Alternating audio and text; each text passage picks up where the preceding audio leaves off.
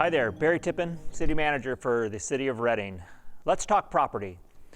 I think everybody probably has heard about the properties around the Civic Auditorium and what we call the unsolicited offer that we received. Now, what that means is that one day we got a letter from a group of individuals that wanted to buy some of the property in and around the Civic Auditorium for development purposes. So I'm going to give you a little outline of what does that mean and where we're headed. You know, our normal process when we get a offer for a piece of land is to discuss with the council in a closed session environment. That's nothing that we don't do all the time. We receive these offers unsolicited every once in a while. I would say every couple of months we get a piece of property that's of interest to somebody and they give us an offer. And we talk to the council about that. We talk about price and terms in closed session, and if they want us to move forward, we have to do a couple things. One is that we have to make sure that it's surplus property, and we'll talk about that a little bit more in a second. And then we have to make sure that it has an appraised value so that we can sell it for the market value. That's a really critical part of the process. So in this case, we followed the state law, which is the Surplus Property Act law, and we followed a council policy. And we talked to the council in closed session, or at least we agendized the project to be discussed in closed session. What happened is what you would expect would happen. The properties were listed as to be discussed, and people didn't want that to happen. People showed up at the council meeting, people wrote in emails, and they said, hey, City Council, we want this to be an open discussion. We don't think you should discuss this in a closed session environment. And the council did exactly what they should do. They pulled it out and I said, you know what, let's talk about this in the open session. And they did that in September. And further, what they said is like, this is a really important topic, so let's have 4 workshops and discuss it in detail and in depth. So let's talk about that a little bit more. So I said we're going to have 4 workshops. The first workshop, which will be held Wednesday, October 13th, and that will discuss what I just mentioned is the Surplus Property Act. That's a state law. That's a state law that says that if a council or a board of supervisors decides that a piece of property is no longer necessary for municipal purposes, that they can sell it. But first what they have to do is list it out for sale for 60 days. And if anybody wants to come in and purchase it for purposes of a park or for affordable housing, the city has to take that into consideration and enter in negotiations with that party to see if they can reach a deal.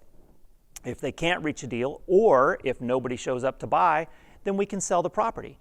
And that's the Surplus Property Act. You can't sell a property. You can't even negotiate for the sale of a property until that process has taken place. So on Wednesday, the city attorney is going to give a detailed analysis of what does that mean, what does it entail. There's going to be a presentation by the individuals who said they wanted to buy the property. So that brings us to the property generally. So let's really define what we're talking about. The property, if you can envision it, is in and around the Civic Auditorium. There are 2 pieces to that. One is what we call a master plan. The offer said we need to do a master plan. And that's really important for an area like this because you want to know what can happen with that property. What do we want to see as a community that property to become? And it's a really important process. In fact, the city has often talked about doing a master plan in this area for a long time. It has been hindered by just cost. I mean, it takes a bit of time and takes quite a bit of money to do a master plan. So really the fact that we got this offer really gives us an opportunity to sit back and say, how do we want to proceed with this? And so the property, if you think about it, is around the Civic Auditorium, the Rodeo Grounds. For those of you who've been around and like to skate, Viking Skate Country, KRCR, and Turtle Bay Museum, and then all of that area that is around Turtle Bay Museum along the riverfront up to 44. So all of that is a property we're talking about.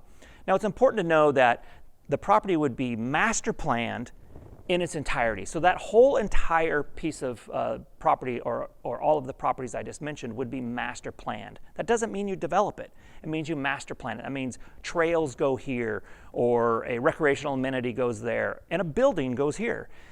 So if you think about that, we already have buildings on a lot of that property with Civic Auditorium and Viking Skate and the Rodeo Grounds, Turtle Bay Museum.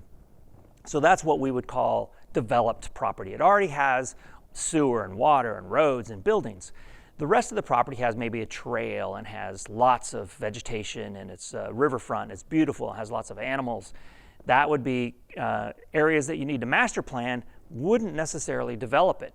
There's a lot of restrictions to developing that.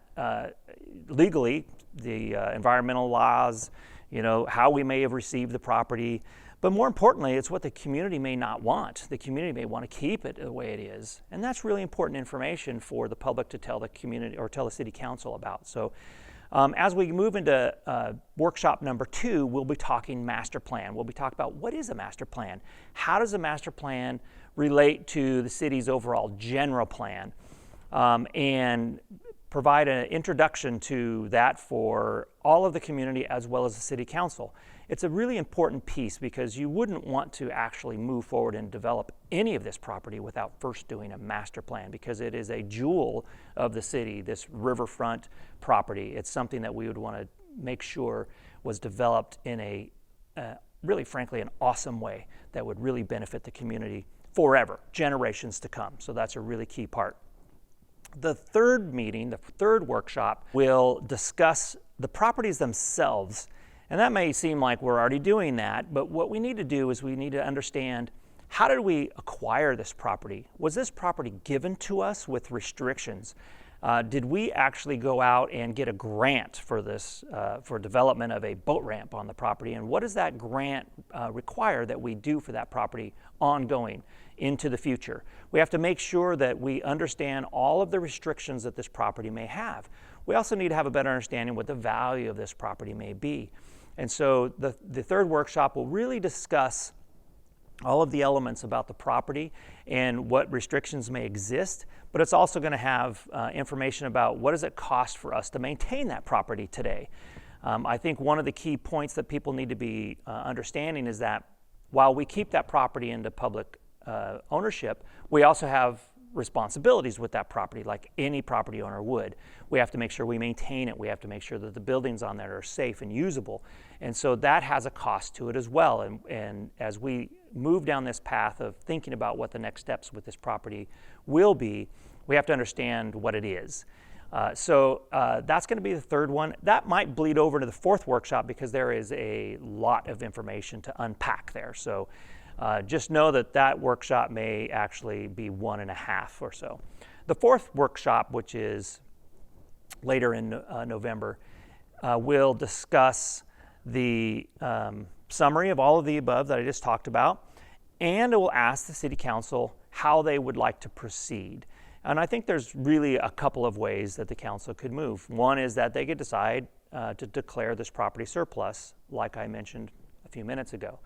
Or they could decide that master planning is very, very important, and we're going to do that as a municipality. We are going to find the funds, and we are actually going to do the master plan simply as a municipal organization, as the city itself, working with the community.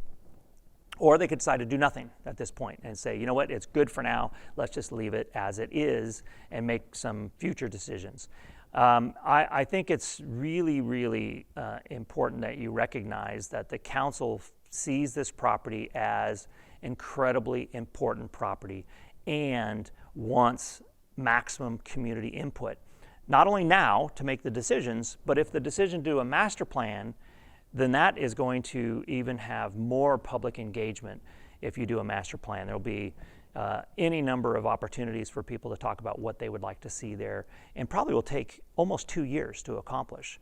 And so it's not a quick moving item that we're talking about. It's actually very slow moving, very methodical, and a process that will have extreme public engagement. I also want to mention that we will have other opportunities for people to comment. We'll have much information flowing out through social media channels, podcasts, other things.